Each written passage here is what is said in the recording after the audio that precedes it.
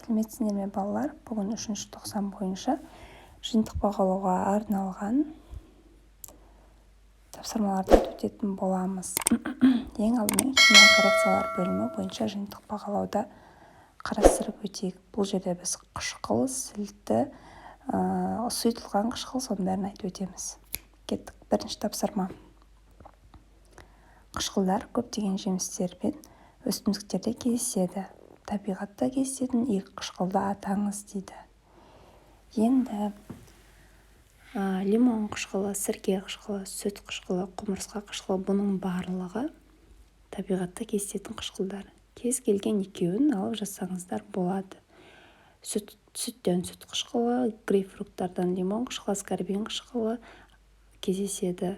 Формуласын көріп тұрғаныңыздай, сүт қышқылын көрсетіп кеткен, бұл органикалық қышқыл.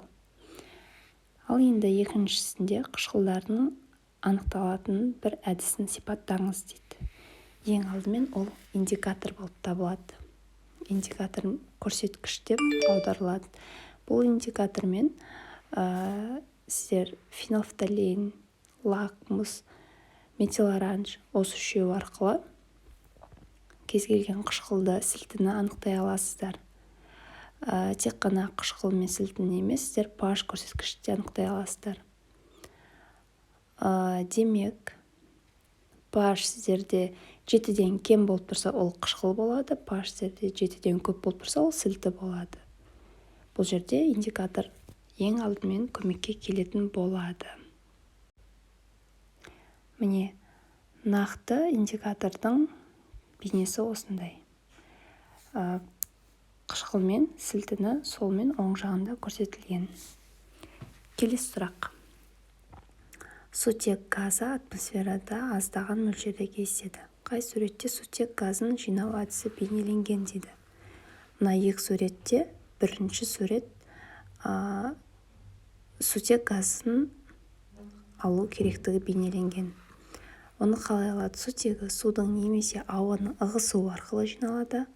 Бұл әдісте сутегі жинайтын ыдыс төңкеріліп қойылады. Пробиркада сутектің бар екенін, егер оны спирт шамның жанына әкелсеңіз, дәлелдей аласыз. Енді оны сутек газын зертханада пайдалану үшін реагенттерді анықтаңыз дейді. Қандай реагенттер? Зертханада сутегі тұзды немесе сұйытылған күкірт қышқылының металдарға әсерінен алынады, мырыш, темір секілді. Келесі сұрақ. Мәрмәр, бор, әктас құрамы бір-біріне ұқсас болады. Осы жоғарыда айтылған қышқылдардың тұз қышқылы әсер еткенде қандай газ бөлінеді дейді. Мәрмәр дегеніміз ол кальций карбонаты, кальций СО3 қосылған, оған тұз қышқылы H хлор. Сіздерде кальций мен хлор бірігіп су бөлінеді және көмір қышқыл газы бөлінеді, СО2. Осы СО2-ның анықтаудың бір жолын ұсыныңыз дейді. Бізде бұл газды әк суының лайлылығымен помутнение дейміз ғой, сол арқылы анықталады. Кальций карбонаты тұнба болып түседі. Демек, кальций СО3 тұнбалы болып түскенде сіздер СО2 бар екенін дәлелдейсіздер. Түсінікті ғой? Келесі. Енді периодтық жүйе бойынша сұрақтар. Бұл жерде периодтық жүйені зерттеген ғалымдардың принциптерін сипаттап, кестені толтырыңыз дейді. Міне көрсетілген 3 ғалым: Дебрейнер, Ньюленс, Менделеев. Ең алдымен мына 3 сөз жаттап алыңыздар. Триада заңы, октавалар заңы, периодтық кесте.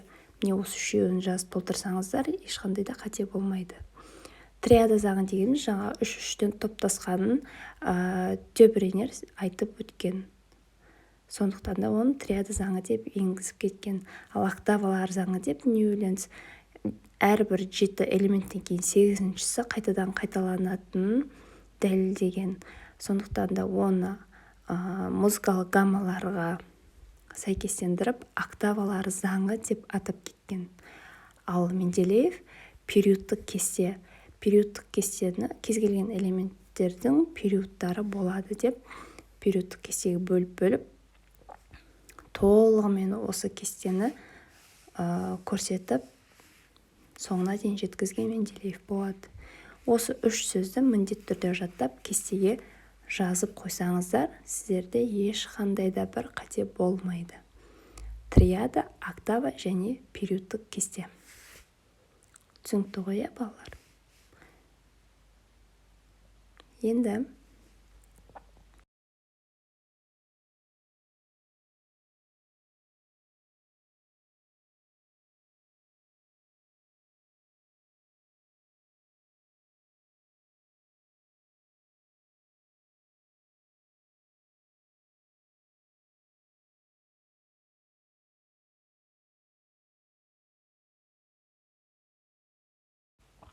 Менделеев кейбір элементтердің периодтық кестеде оның теориясына сәйкес емес орналасуы не себепті түсіндіре алмады дейді.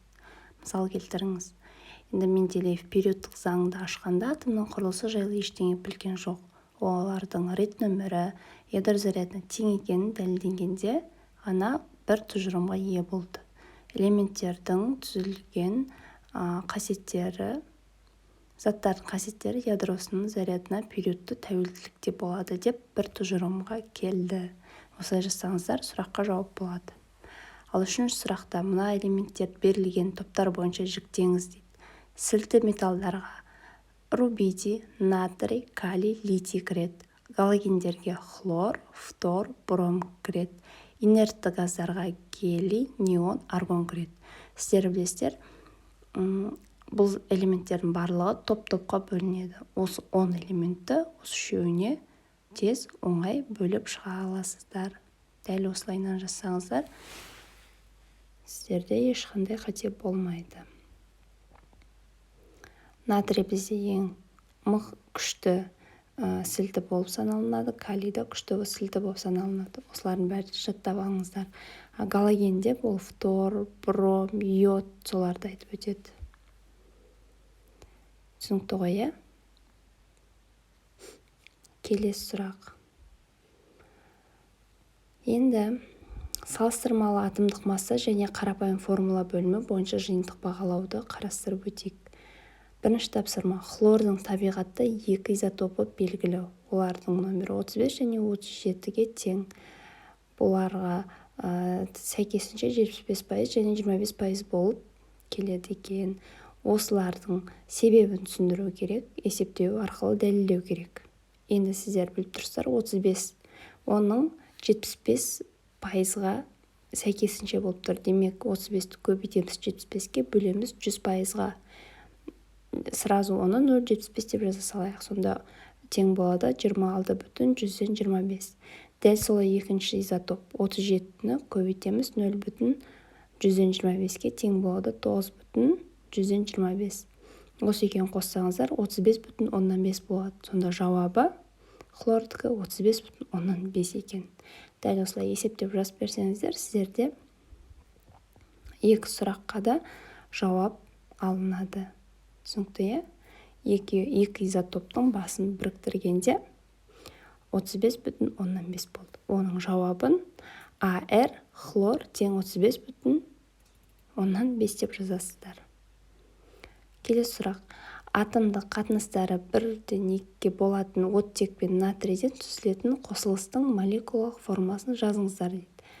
Енді бұл жерде натрий О деп жазасыздар. Бұл жерде валенттілік жайлы айтылған. Натрийдің валенттілігі 1-ге тең, оттектікі 2-ге тең. Крест-накрест правила бойынша оттектікі 1 болады индексі, ал натрийдікі 2 болады индексі. Демек, натрий 2О деген оксид түзіледі екен. Келесі сұрақ. Құмның қарапайым формуласы силициум О2-ның салыстырмалы молекулалық массасын есептеңіз дейді. Бұл жерде бізге Менделеевтің таблицасы керек болады. МР силициум О2, бұның формуласы атомная масса силициум, қосылған атомная масса оттек, көбейтілген 2 тең. Таблицадан қарайсыздар, силициум 28-ге тең, қосылған 16, көбейтілген 2 индексқа тең болады 60 грамм бөлінген моль. Міне осы сіздердің жауаптарыңыз. Түсінікті ғой, балалар? Ешқандай да қиындығы жоқ. жақсы тапсырушылығыңызға тілектеспін